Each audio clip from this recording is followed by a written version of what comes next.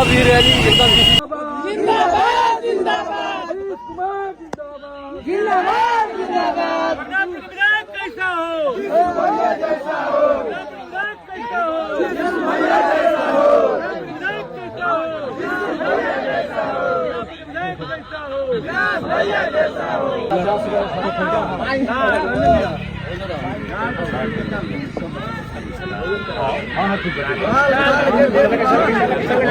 भारी संख्या में आगमन भइल बा जीसू भैया जी के हरनाथपुर में। और देखिए यहाँ काफिला सब पैदल यहाँ से निकल चुकल बाबे। ब्लॉग में बना लो देखे के मिल रहा है।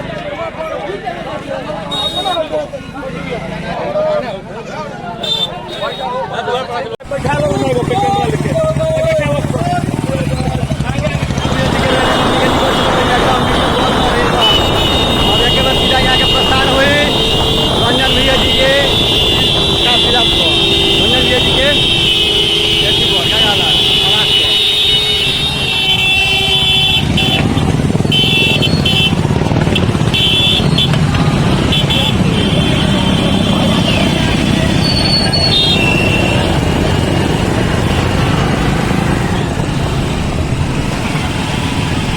सब ही रैली एकदम प्रचार में चुनाव प्रचार के